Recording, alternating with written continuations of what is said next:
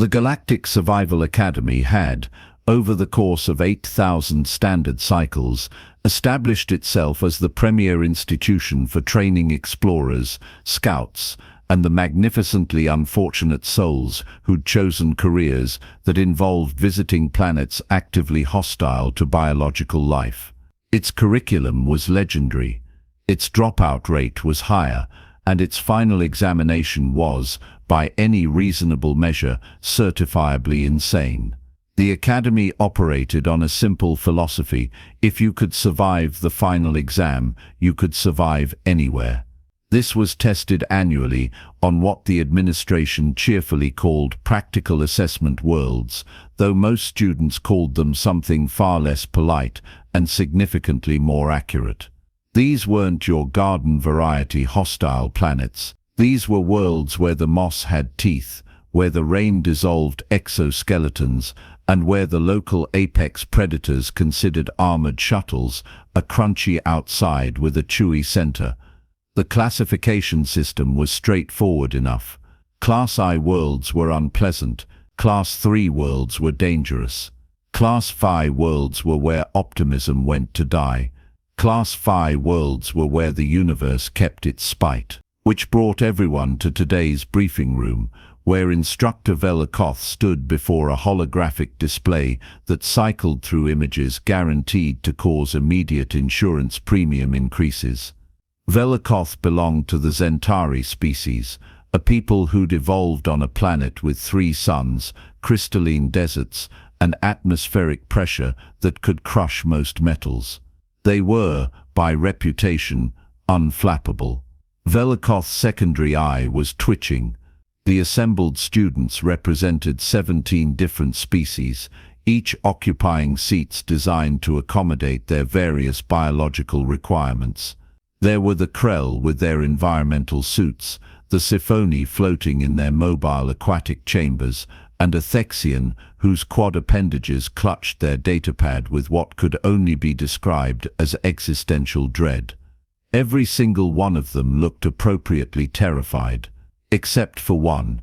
The human sat in the back row, boots propped up on the seat in front of them, working through what appeared to be a sandwich of inadvisable complexity. They'd introduced themselves on the first day with a name that made half the class's translators glitch, so everyone had settled on calling them the human.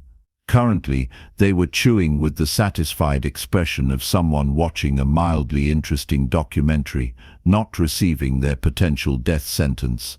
Planet designation KZ 4477, Velikoth began, their voice carrying that special tone instructors reserved for explaining why this would hurt them more than it hurt the students. Your final examination will take place here over the course of 5 planetary rotations.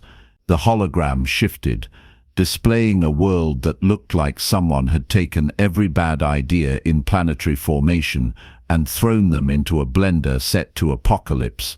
Continents sprawled across the surface in shades of angry purple and diseased green, separated by oceans that seemed to boil with malevolent intent. The atmosphere contains oxygen levels sufficient for most species, but also includes sulfuric compounds, ammonia traces, and particulate matter that will corrode standard filtration systems within 48 hours. A Krell student made a sound like a dying accordion. Gravity is 1.4 standard. Temperature ranges from -30 to +55 Celsius within a single rotation cycle. The human looked up from their sandwich. Temperate zone. Every head, sensor array and eye stalk swiveled in their direction. "I'm sorry," Velikoth said with exaggerated patience. "Did you just call a 75-degree temperature variance temperate?" The human shrugged. "I mean, you should see autumn back home. One day it's shorts weather, next day you're scraping ice off your windshield. Point is, layering exists." Velikoth's primary eye twitched to join the secondary. The native fauna includes approximately 473 documented species capable of killing you. The flora includes roughly 612 species capable of killing you. The weather patterns include killing you. Do you understand what I'm communicating here? A chorus of affirmative responses filled the room, ranging from verbal acknowledgement to bioluminescent distress signals. Excellent. You'll be dropped in separate zones, equipped with standard survival packs. Your objective is simple: survive and reach the extraction point. Historical pass rate for Class-VII examinations is approximately 38%. What about the other 62%? Squeaked a Sophony. We don't talk about the other 62%. The hologram now displayed various previous attempts. There was footage of environmental suits being dissolved by something that looked like a fern. A clip showed someone running from what the database labeled as local predator, unclassified, avoid at all costs. Another showed a team member being extracted early after something called atmospheric psychological pressure caused them to attempt befriending a boulder that was neither a boulder nor interested in friendship. The human raised their hand.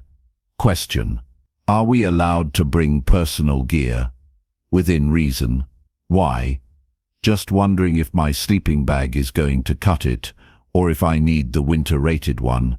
The room fell silent except for the soft humming of life support systems and what might have been a Zentari instructor's soul leaving their body. You're planning to sleep? Velkoth asked. Well, yeah. 5 days is a long time. Can't just power through on adrenaline and poor decisions. The human paused. I mean, I can, but that's more of a finals week thing. The examination is finals week. Different kind of finals week. Velkoth pulled up another display. Perhaps I haven't been sufficiently clear.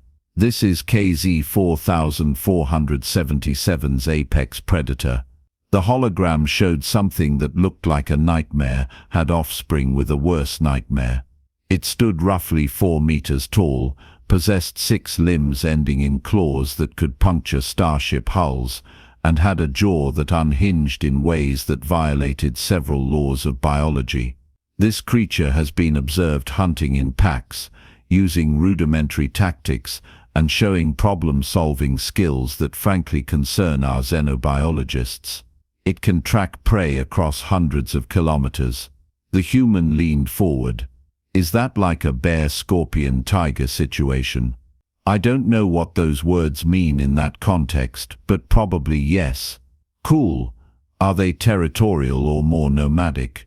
That's your question. Not how do I avoid them, but their migration patterns. I mean, if they're territorial, I just avoid the territories. If they're nomadic, I need different strategies. Pretty standard camping logic. The Thexian 3 rows down made a sound the translator rendered as, "This individual is damaged, yes query." Drop day arrived with the kind of efficiency that suggested the Academy wanted to get this over with before anyone's family hired lawyers. The transport shuttle descended through KZ-4477's atmosphere with all the grace of a brick with anxiety, turbulence rattling every bolt. The humans spent the descent checking their pack with systematic precision. Sleeping bag? Check. Water filtration tablets? Check. Multi-tool that looked like it had seen several wars? Check. Rope? Fire-starting kit? First aid supplies? And something that looked suspiciously like marshmallow-adjacent food items. You brought snacks, hissed the Krell student strapped in beside them. S'mores supplies. If I'm going to be out there 5 days, might as well enjoy it. Enjoy it. The instructors called this a death world. Yeah, but like, from whose perspective? The human gestured at the viewport. You folks keep talking about it like it's exceptional, but honestly looks pretty standard. Your homeworld has regions like this. Oh sure, we've got places that check most of these boxes. The shuttle touched down and the exit ramp deployed. Immediately, atmospheric analysis started throwing warnings. The Krell began cycling through their suits' maximum protection protocols. The human walked down the ramp, took a deep breath, and stretched. "Oh yeah, that's that crisp Deathworld air. Smells like sulfur and wet earth. That sounds horrible. Nah, it's fine. Anyway, I'm heading out. Try not to die, yeah?" The human consulted their datapad, which displayed a map marking the extraction point approximately 70 kilometers away, then set off with the casual gait of someone going for a nature walk. By hour 3, the weather threw its first tantrum. Temperature dropped 20 degrees in minutes. Wind picked up, carrying sulfuric smells and particles like tiny glass shards. Most students hunkered in whatever shelter they'd managed, running emergency thermal units at full capacity. The human had found a rock overhang, set up their sleeping bag, and was boiling water for dehydrated camping food.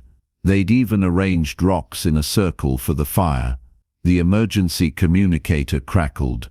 "All participants' current conditions are within acceptable parameters for the examination." "Acceptable parameters," the human muttered, stirring their rehydrated pasta. "It's just weather."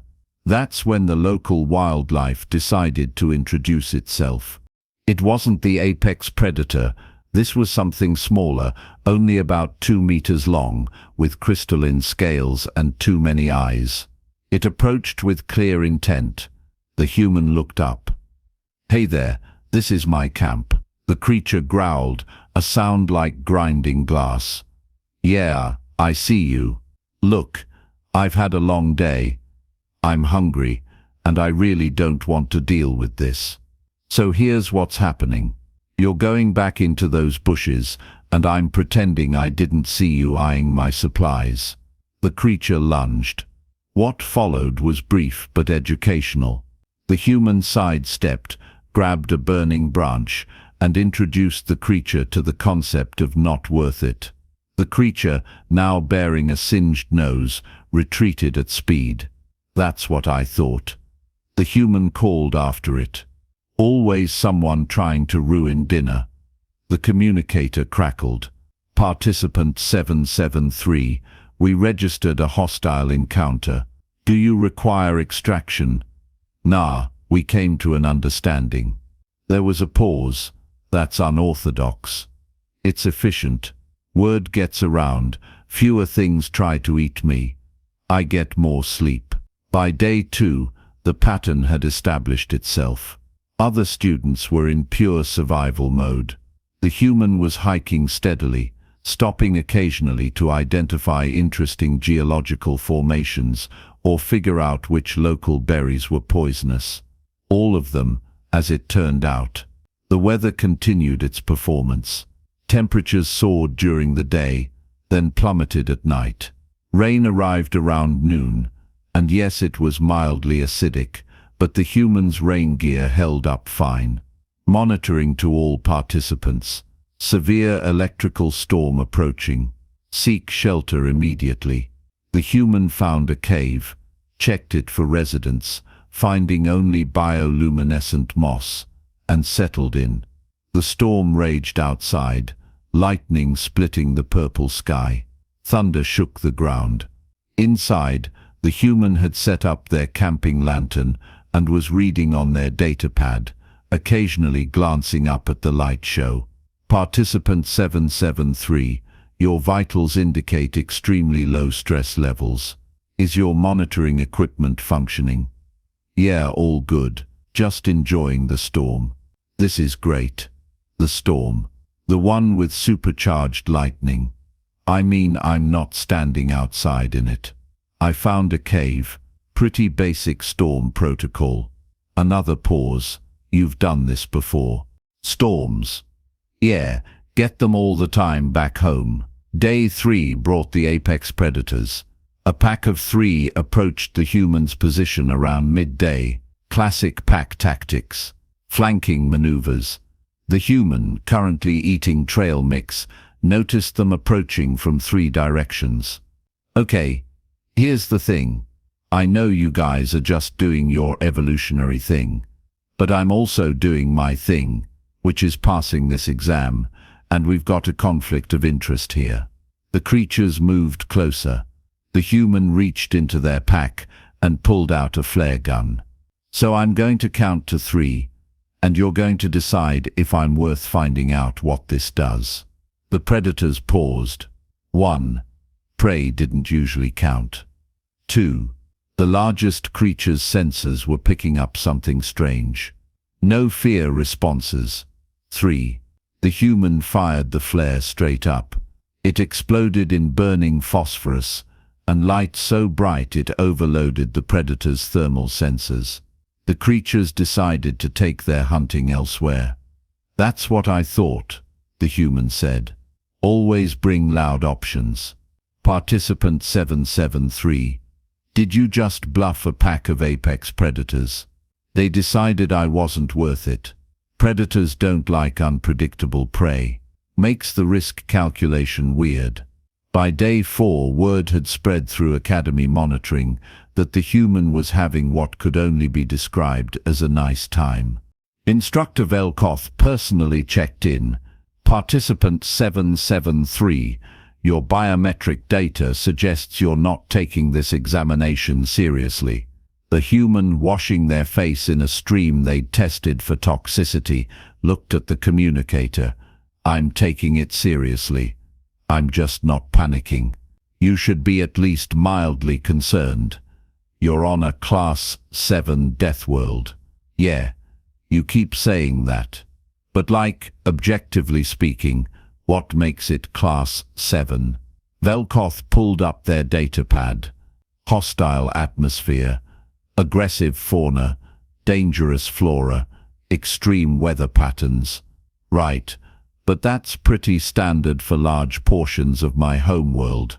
We've got deserts that'll cook you in hours, jungles where everything's poisonous, mountain ranges that kill experienced climbers. We just call it outside and tell people to dress appropriately." Long silence. "Are you telling me your homeworld qualifies as a Class-VII Deathworld?" "I'm not qualified to make that assessment. I'm just saying this place reminds me of home." Another pause. "I'm going to need to file a report." "Cool. Can I finish washing up?" Day 5 arrived with a geological surprise. A minor earthquake triggered a rock slide that cut off the primary route.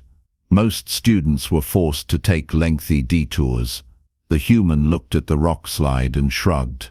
"Guess we're climbing. That route is not recommended." "Yeah, but it's 4 hours faster than going around. This is inadvisable." "Noted. Climbing anyway." The human moved with careful efficiency, testing each handhold. They reached the top in under an hour. The extraction point came into view as the sun descended. The human arrived to find several other students already there, looking traumatized and exhausted. The human looked fresh, and was that a sunburn? "Hey everyone. Rough week." Athexian stared. How are you?" "Fine. I mean, it wasn't that bad. Weather was dramatic, sure, but overall, pretty solid camping trip. 7 out of 10. 7 out of 10. Would have been 8, but the acidic rain was annoying." The extraction shuttle arrived. As everyone loaded up, Instructor Velkoth stood at the ramp. "Participant 773, you've passed with the highest marks in Academy history. You also forced us to file a request to reassess your homeworld's classification." The human paused. "Wait, what's my planet classified as?" Velkoth consulted their datapad. "Currently Class 5, and you're changing it too." "The committee is debating between Class 5 and Class 5. The fact that you considered this comparable to camping weather has raised concerns." The human shrugged. "It's all about perspective. You grow up somewhere, you get used to it. Your planet regularly kills people. So does this one. That's why we have training." As the shuttle lifted off, the human settled in and started reviewing photos from the week. Scenic vistas, action shots of predators, a nice sunset. "Are you making a vacation album?" asked the Krell student. "More like a camping trip retrospective. Want to remember the good parts."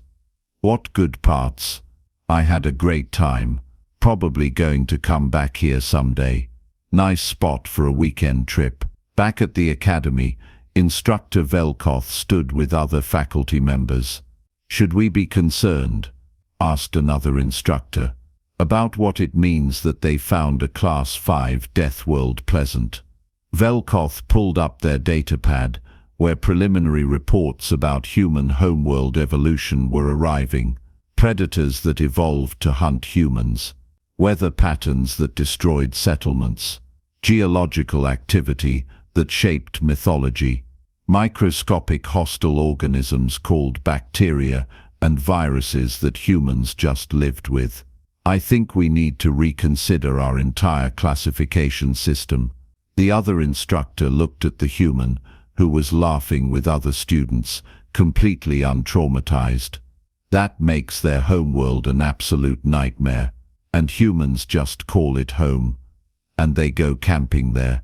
For fun." Velkoth closed their datapad. "I need a vacation somewhere safe. Maybe a Class I paradise world." The human, overhearing, called out, "You should try my planet. We've got great tourist spots." Both instructors made sounds the translators struggled to render, and thus the academy learned an important lesson. The universe was vast and full of wonders and terrors in equal measure. But perhaps nothing was quite so terrifying as a species that had looked at a planet actively trying to kill them and thought, "Yeah, this is fine," before inventing weekend camping trips.